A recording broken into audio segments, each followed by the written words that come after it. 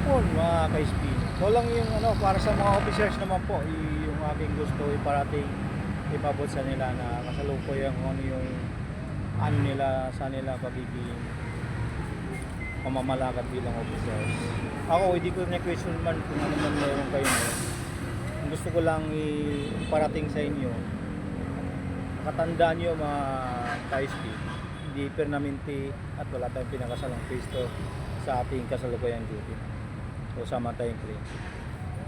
Tayong mga officers, on behalf of agency sa kay Bilong, representative, pinagkatiwalaan ng agency at ng claim. Yung dalawa na yung trust o tiwala na binigay sa inyo, huwag nyo sirain.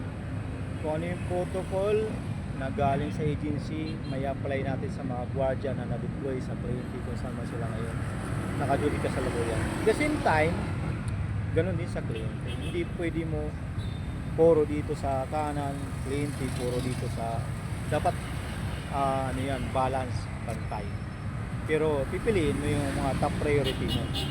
Bilang leader, mataas ang expectation sa inyo ng agency at ng kliyente. Hindi lang marunong kayo magsalita, marunong din kayo sa computer, marunong din kayo gumawa ng report, at marunong kayo mag-balance ng tao na pantay-pantay yung treat natin sa kanila. Kasi kung wala, ikiling ka, kung nagkamaling isa, dahil malapit ka dito, ikiling. Wag, nandun na tayo sa gitna para pacify at para kontrolin yung sitwasyon at di na lumala. At dapat pinag-aayos natin agad kung mayroong alitan o dapat sa between dalawa o sinumang gwardiya. Tayo ang tumatayong tatay sa nila bilang tayo mga officers, dapat maging ganun din tayo mag-treat sa nila.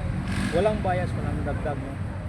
Kung mayroon man silang ginawa, dapat i-dokumento natin properly.